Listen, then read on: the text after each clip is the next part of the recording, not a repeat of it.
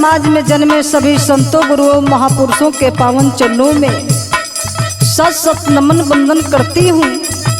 और वंदन करते हुए आप लोगों के बीच में ये मेरी गीत जा रही है, विचार करिएगा, जरा समझिएगा इस लाइन को। क्या आइए।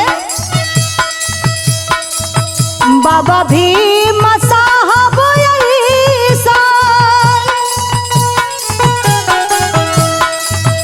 बाबा भीम साहब ऐसा केहू ना विद्वानवा रच दिले बाबा संविधानवा भारत के रतनवा रच दिले बाबा संविधानवा भारत के रतनवा रच दिले बाबा संविधानवा भारत के रतनवा रच दिले बाबा संविधानवा।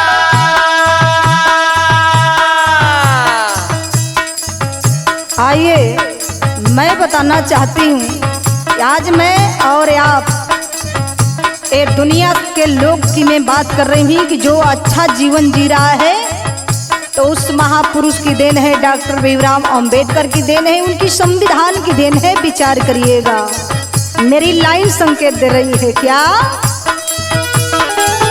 नैया डुबाता रहल, नैया डुबाता रहल, नैया डुबाता रहल, बहुजन के भाई हो, बहुजन के भाई हो, बहुजन के भाई हो, पार कइले नैया दलित बीच आई हो, पार कइले नैया दलित बीच आई हो, पार कइले नैया के दलित बीच आई हो। नैया डुबात रहल बहुजन के भाई, पार कइले नैया दलित बीच आई। दलितन के दुनिया में दिलौले संविधानवा बाबा साहब रची दिहले सुंदर संविधानवा बाबा साहब रची दिहले सुंदर संविधानवा बाबा साहब रची दिहले सुंदर संविधानवा बाबा साहब रची दिहले।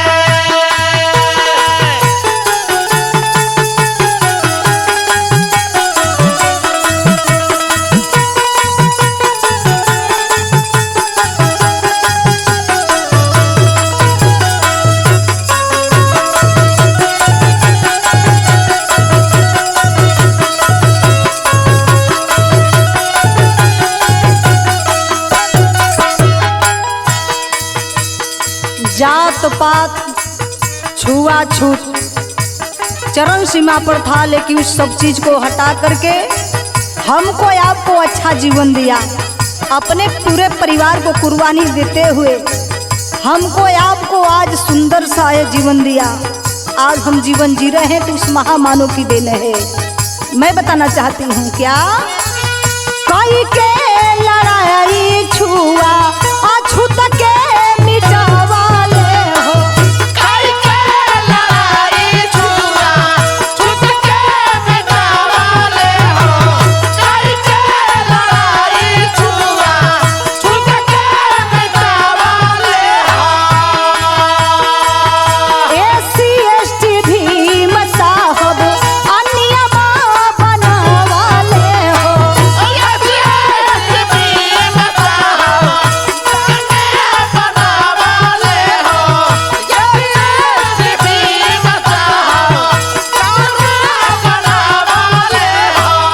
कोई के लड़ाई छुआ अछूता के मिटावाले हो, एससी एसटी भीम साहब अन्यमा बनावाले हो। इस महामानव के शब्दों का विचार करिएगा। बाबा साहब क्या कह रहे थे? पढ़ा लिखा संगठन बनावा,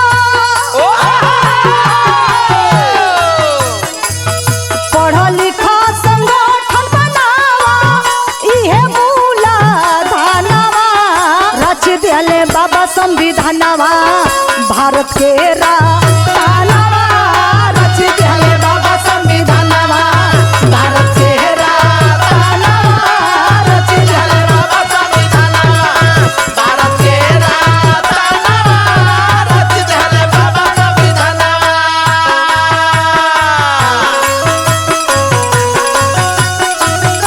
वाह भैया वाह, क्या बात है, जय हो।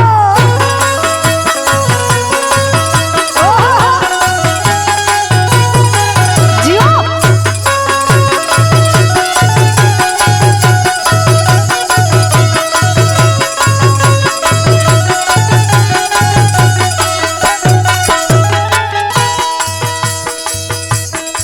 आखिरी लाइन में जो इस गीत को अपने कलम से लिखे हैं माननीय दयानंद कवि जी, अपने कलम से संकेत किए हैं, उस महामानव के विचार पर चलिए।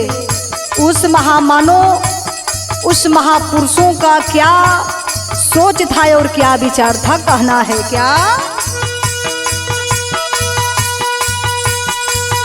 बुद्धहीन बहुजन के रहिया दिखावाले हो, बुद्धहीन बहुजन के रहिया दिखावाले हो, बुद्धहीन बहुजन के रहिया दिखावाले हो।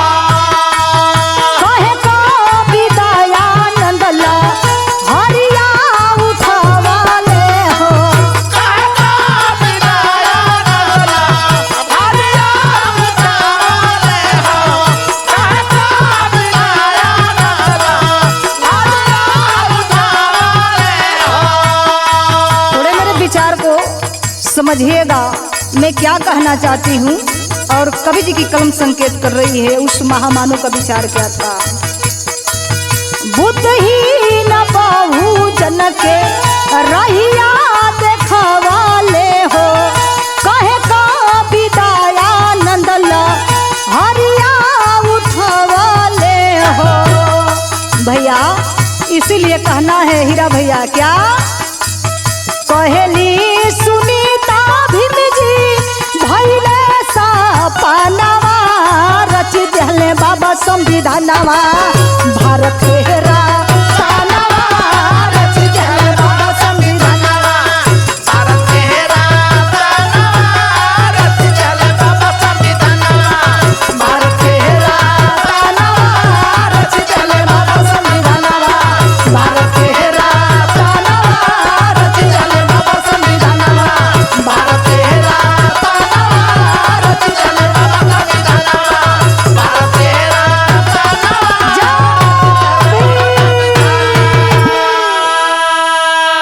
सादर नमो बुद्धाय, जय भीम, जय भीम, नमो बुद्धाय, जय भीम, जय मूल निवासी।